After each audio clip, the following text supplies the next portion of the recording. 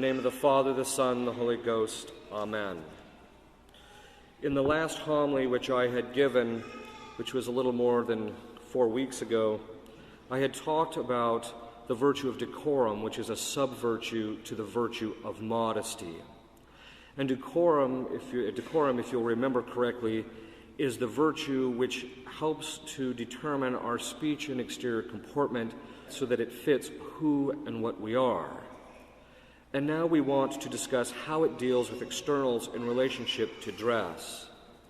But before we discuss this, however, we need to discuss how God fashioned men and women differently.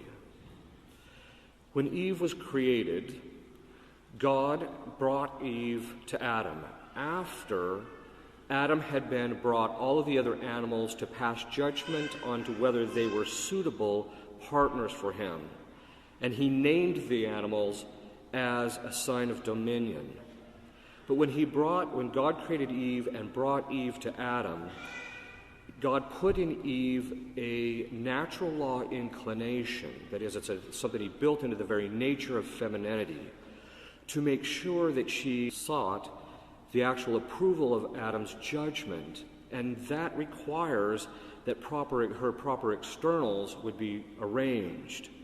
And this meant that God placed in Eve a natural law inclination, more so than on the side of Adam, to seek the external judgment of others. Eve has a stronger natural inclination regarding her external appearance as a result. This is not a bad thing. It's actually a good thing. And men, of course, appreciate a woman who is beautiful and well kept.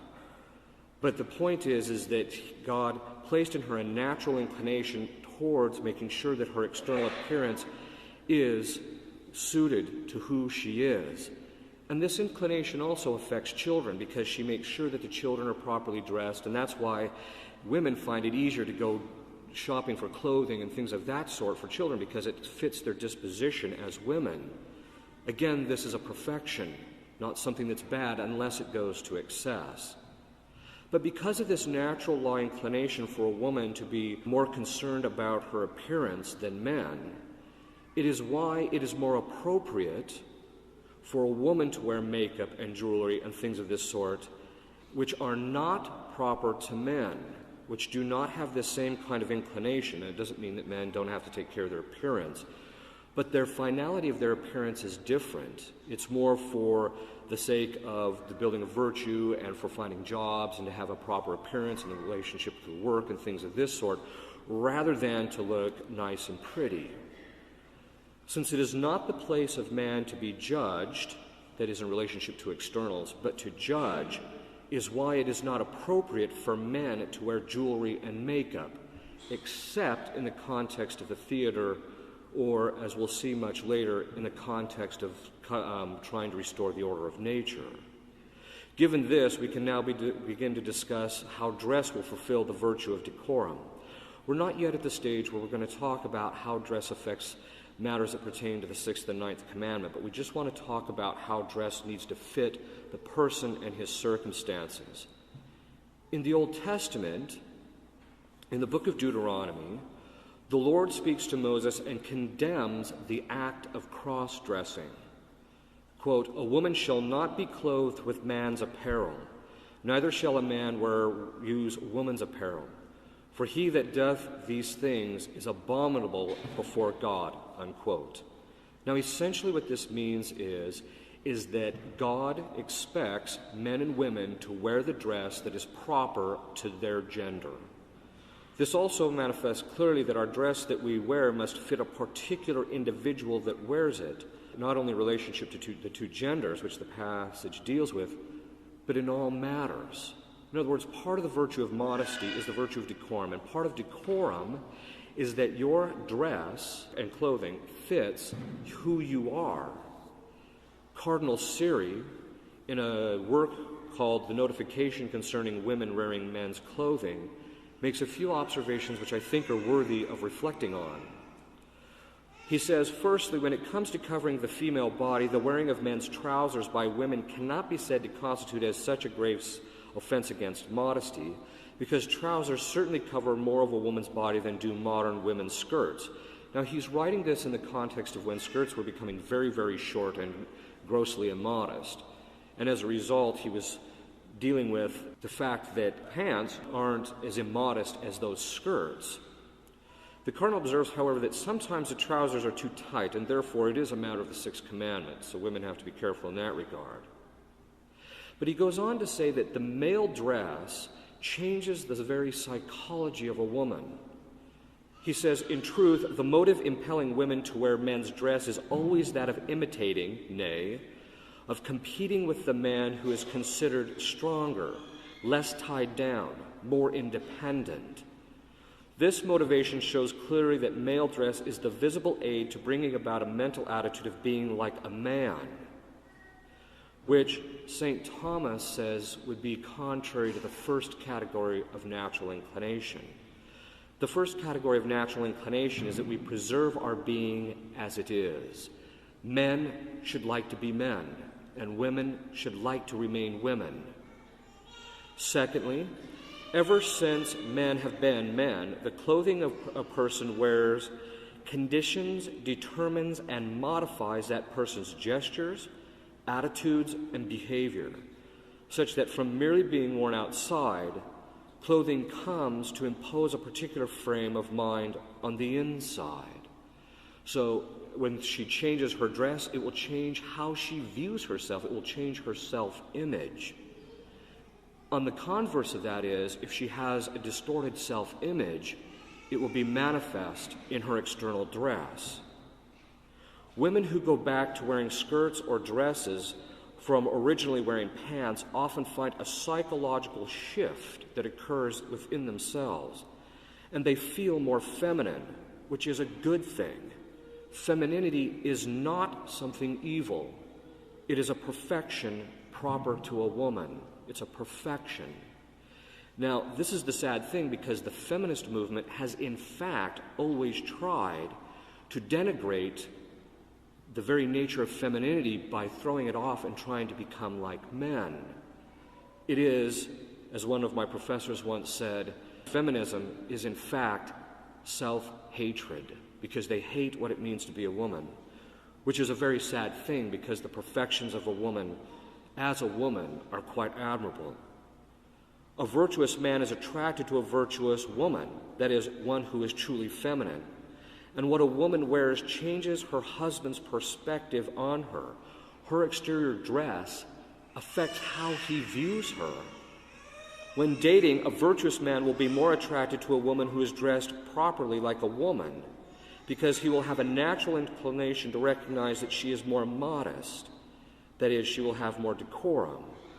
And that virtue of modesty will attract the virtuous man.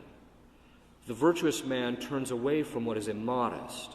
So if a woman wants to attract a man, it's not just a matter of the 6th and 9th commandments, but it's a matter of dressing like a woman.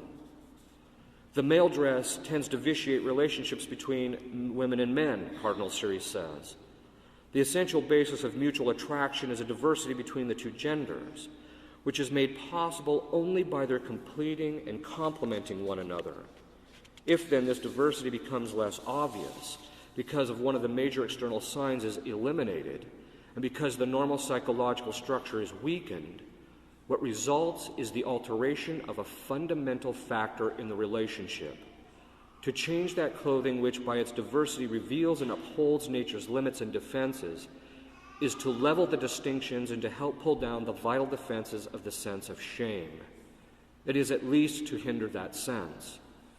And when the sense of shame is hindered from applying the brakes, then do relationships between men and women sink degradingly to pure sensuality, to avoid all mutual respect and esteem. Experience teaches us that when women are defeminized, defenses are undermined and weakness increases.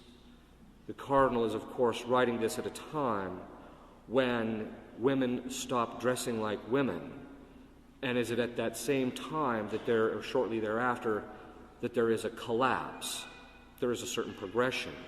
When chastity collapses, so does modesty. When modesty collapses, so does decorum.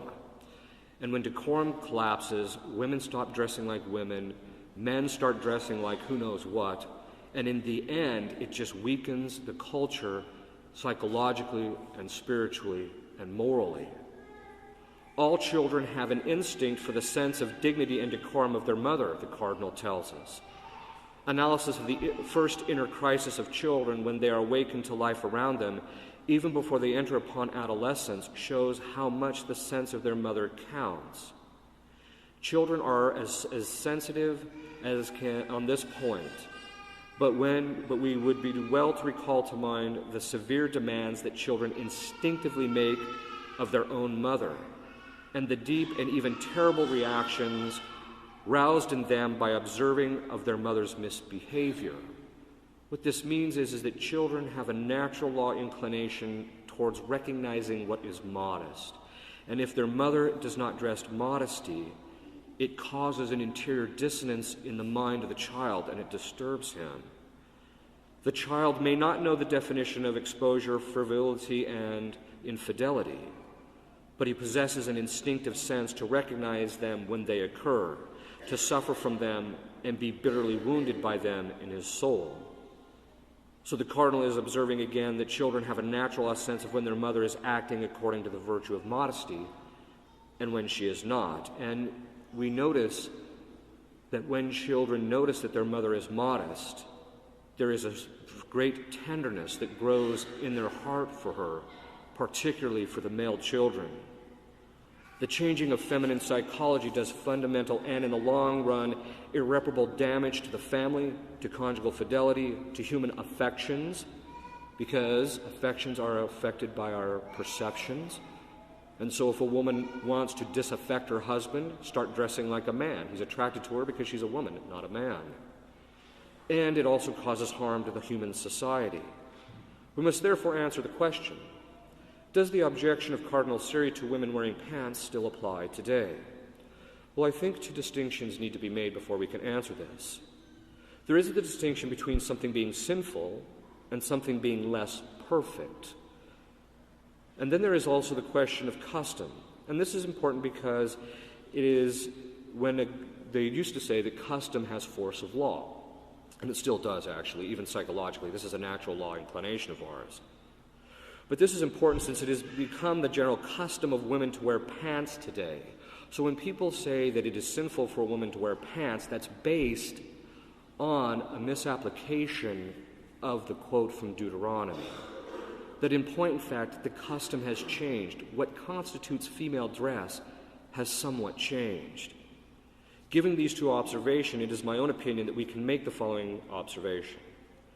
While it is not sinful for a woman to wear pants, since there is a distinction between male and female pants, since they are cut differently to fit differently shaped bodies, nevertheless, it is more perfect, that is, more virtuous for a woman to wear a dress or a skirt than pants. Provided that the pants are not too tight or immodest in this sense, that they do not draw considerations pertaining to the 6th and 9th commandments in men, then they are not necessarily sinful unless by a particular context they are viewed as making a statement against proper femininity or a lack of distinction between men and women. It is more perfect, however, for women to wear a dress or a skirt insofar as it is more decorous, and by that it is meant that it is more perfectly fits her as a woman. It's more feminine looking, and therefore it is more modest because it's more decorous. It fits who she is more perfectly than pants do. Pants are the dress of a worker, and women were not given the task of work. The only reason women have to work is because of some grave necessity. The work was given to her husband, and that's why he wears the pants in the family, and that's meant in more ways than one. If a woman wants to advance in modesty as well as in a number of other virtues, it is to be strongly exhorted that she stops wearing pants and starts wearing a skirt. But on the flip side of that, women should not look down on other women who wear pants, except insofar as those things might be immodest. Wearing a skirt or a dress does not mean it cannot be stylish. We don't have to be Catholic Amish. But it must not be seductive or too tight. That is, draw men into sinful considerations, since sometimes the kind of a skirt a woman wears can actually be worse than a baggy set of pants. The second aspect of modesty in this sense, that is in relationship to decorum, is that one's clothing fits due circumstances. And by that we mean that one's clothing fits person and place. For example, it is immodest for a priest to engage in his priestly work without being dressed like a priest. Modesty in this respect is engendered by dress codes, such as was had at Catholic schools in the past where everyone wore a uniform, as well as other uniforms such as those which are worn by sales clerks at certain stores and things of this sort. These clothing create a certain perspective, a certain image in people's minds, and therefore evoke certain psychological reactions, certain forms of behavior. If we want our culture to get its behavior together, to get its act together, one of the first things we have to do is start changing our dress. Uniforms or certain kinds of dress express something about the interior life of the individual who is wearing them. If a person wears sloppy and unkept clothes, it is a sign of interior disorder and spiritual sloth. If a person refuses to wear clothing according to the legitimate custom of a place, it is contrary to modesty. Pope Pius XII, in an allocution to the International Congress of Master Tailors, observes, "Formal clothes, especially aimed at making visible through the richness of their materials and their irreproachable tailoring, the excellence of him who wears them." In other words, the dress makes the man. Not in the sense that if you're not a very good man, if you wear, proper clothing, that somehow you become a man, but that the virtuous man manifests his virtue through proper dress. Then there is, of course, the vice contrary to modesty called admiratio in Latin, or admiration. Now, in English, the term admiration can also mean esteem and respect, but here it means wonder. Admiratio is the vice in which our dress or other externals do not fit our circumstances to such a degree of causing wonder in people when they stop and look at us. For example, if a person has come to Mass and finds somebody in a clown suit, that would be a sin against modesty, since it causes admiratio. Why? Because the holy sacrifice of the Mass is the representation of the crucifixion of Christ, which is a grave event. You don't engage in levity at a grave event. This vice can also occur in relationship to other externals, such as hairstyles. For example, the guy who has spiked hair and green coloring in his hair, or tattooing and things of this sort, but we'll talk more about those later. People call it making a statement or self-expression, which is esteemed in our culture, but in point and fact, it is the vice of singularity. Singularity is the vice in which, contrary to holy humility, the person does not seek his place within society, but through a form of expression or through his singularity, he wants to be seen as different, as excelling, as above other people. When in point and fact, the humble man seeks to the private and the secluded life, not the singular, that is, the noted life. And in some cases, admiratio, that is making this form of expression, is contrary to the virtue of modesty because it causes admiratio. There is the general principle that custom regarding clothing generally binds. Now, obviously, there's times when it doesn't. We'll talk about those a little bit later. But how people dress within the general culture generally binds. Once again, we can take Our Lady as our example, both as to the type of woman that we seek in our culture among women and which we wish them to be, and if you're a man, the type of woman that you want to marry, insofar as the perfection of modesty concerns her. So seek someone like Our Lady. Women should emulate Our Lady in modesty and in decorum. In the name of the Father, the Son, and the Holy Ghost. Amen.